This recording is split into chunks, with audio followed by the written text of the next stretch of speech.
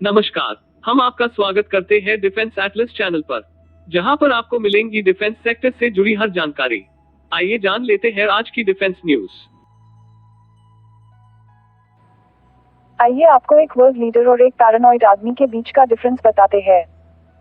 कल हुए UN general assembly के सेशन में दो देशों के प्राइम मिनिस्टर्स ने अपने अपने भाषण दिए, या यूं कहें कि एक ने अपने देश की अचीवमेंट्स को बताया और दूसरे ने भीख मांगी और न्यूक्लियर युद्ध की धमकियां दी।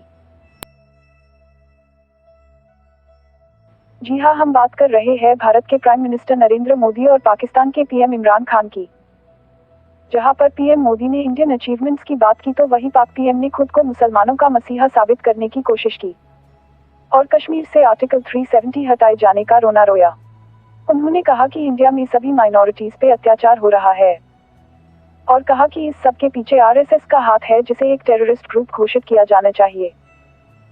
उन्होंने कहा कि अगर इंडिया ने ये सब करना बंद नहीं किया तो जल्द ही इंडिया पाकिस्तान के बीच वार हो जाएगी, जिसके कंसिक्वेंसेस पूरी दुनिया को झेलने पड़ेंगे।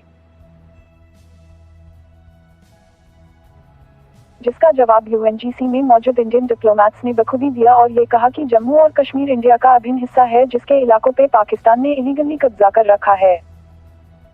ये सब बोलने से पहले इमरान खान शायद अपने देश में हो रहे शिया सुन्नी और अहमदियों के झगड़ों को या बलोचों, मुहाजिरों और सिंधियों पे हो रहे जुल्मों को देखना भूल गए होंगे।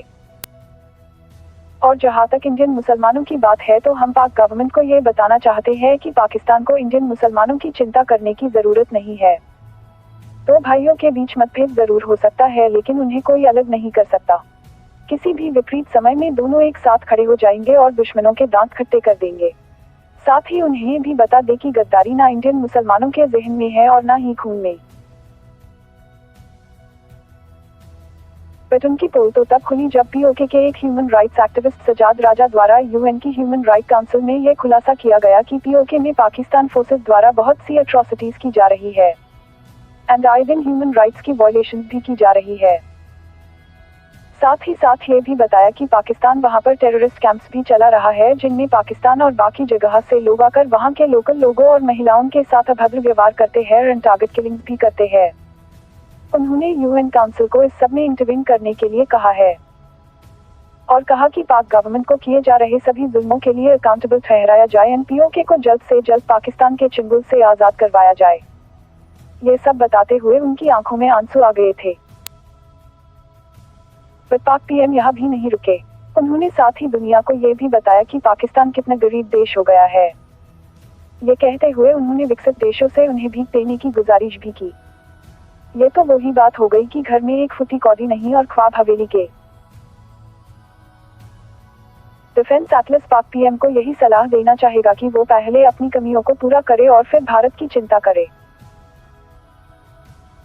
अभी हाल ही में सामने आई सीएजी की डिफेंस ऑफसेट वाली रिपोर्ट को पार्लियामेंट में पेश किया गया था, जिसमें रफाल डील में कुछ शॉर्टकमिंग्स की बात बताई गई थी और डसॉल्ट एविएशन और अन्य फ्रेंच वेंडर्स द्वारा MMRCA-1 में किए गए कॉन्ट्रैक्ट के मुताबिक टेक्नोलॉजी ट्रांसफर में हो रही देरी के बारे में बताया गया था। अब फ्रेंच गवर्नमेंट की इसी को लेकर एक क्लैरिफिकेशन आई है, जिसमें उसने कहा है कि वो अपनी द्वारा की गई सारी कमिटमेंट्स को लेकर बहुत सीरियस है और जल्द ही सारे ऑफसेट पार्टनर्स को टेक्नोलॉजी ट्रांसफर की जाएगी, जिसमें साफरान के M88 इंजन की प्रोडक्शन फुल टेक्नोलॉजी ट्रांसफर के साथ इंडिया में ही करने की बात भी शामिल है। ये चीज़ इंडिया को अपना एक इंडिजीनियस जेट इंजन डेवलप करने में हेल्प करेगी। इसके लिए वो DRDO के साथ मिलकर जल्द ही एक पूरा इंजन डेवलपिंग कॉम्प्लेक्स स्थापित करेगी, जो कि इंडिया को अपकमिंग एमका और तेजस मार्क II प्रोजेक्ट्स के लिए एक 110 किलो न्यूटन्स का इंजन डेवलप करने में सक्षम बनाएगा। इसके अलावा ये भी नोटिफाई किया कि इंडियन एयरफोर्स को 5 और रफाल फाइटर जेट्स फ्रांस में डिलीवर कर दिए गए हैं, जिन पर IAF के पायलट्स ट्रेनिंग कर रहे हैं और इन्हें जल्द ही इंडिया के लिए रवाना भी कर दिया जाएगा। इसके साथ ही इंडिया के पास अब 10 रफाल जेट हो जाएंगे, जो कि IAF स्ट्रेंथ को और एनहांस करेंगे। कुछ टॉप गवर्नमेंट सोर्सेस के मुताबिक अब LAC पे पोस्टेड इंडियन ट्रूप्स को यह अनुमति दे दी गई है कि वो खुद को प्रोटेक्ट करने के लिए एनिमी पर फायरिंग ओपन कर सकते हैं, ताकि जून 15 को गलवान वैली में हुई घटना दोबारा ना हो सके, जहां पर चीनी ट्रूप्स ने घात लगाकर इंडियन ट्रूप्स पे अटैक कर दिया था और इंडियन आर्मी के 20 वीर जवान शहीद हो गए थे। इसका मतलब ये होगा कि अब इंडियन ट्रूप्स किसी भी हॉस्टाइल कंडीशन के टाइम या फिर चीनियों द्वारा की गई अग्रेसिव मोबिलाइजेशन के टाइम उनका मुंह तोड़ जवाब दे सकेंगे। आपको बता दें कि पंचशील समझौते के मुताबिक LAC पर किसी भी प्रकार की अग्रेशन दिखाने की प्रोहिबिशन है, जिसका इंडिया तो पालन पूरी ईमानदारी से करता है, लेकिन चाइना इसको अपनी एक एडवांटेज के रूप में देखता है और आए दिन एंटी इंडिया हरकतें करता रहता है। फायरिंग ओपन करने वाली बात की नोटिफिकेशन चाइनीज गवर्नमेंट को भी दे दी गई है। और साथ ही साथ जो चाइना के साथ डिप्लोमेटिक लेवल की मीटिंग हुई थी उसमें चाइना ने यह माना है कि गलवान वैली में हुई घटना एक ट्रैजिक इंसिडेंट था और अब ऐसा कोई भी मिसएडवेंचर चाइनीज फोर्सेस द्वारा नहीं किया जाएगा। साथ ही चाइना LAC पर और ट्रूप्स की डिप्लॉयमेंट भी नहीं करेगा। लेकिन हम सभी जानते हैं कि चाइना बिल्कुल भी भरोसे के लायक नहीं है और जब तक इंडियन फोर्सेस को ग्राउंड लेवल पर कोई पॉजिटिव डेवलपमेंट नहीं दिखती तब तक अपनी ऑपरेशनल प्रीपेयर्डनेस को टॉप नॉच रखना पड़ेगा। साथ में ये भी खबर आई है कि चाइना और इंडियन फोर्सेस को ग्राउंड लेवल पर कोई पॉजिटिव डेवलपमेंट नहीं दिखती तब तक अपनी ऑपरेशनल प्रीपेयर्डनेस को टॉप नॉच रखना पड़ेगा। साथ में ये भी खबर आई है कि चाइना और इंडिया में टेंशन कम करने के लिए जल्द ही एक डिप्लोमेटिक लेवल की मीटिंग अरेंज की जाएगी। स्वीडिश कंपनी साब ने इंडियन गवर्नमेंट के डिफेंस सेक्टर में 74% तक का फॉरेन डायरेक्ट इन्वेस्टमेंट कर पाने की स्कीम का स्वागत किया है। उन्होंने इसको लेकर थोड़ी और क्लियरिटी की डिमांड की है।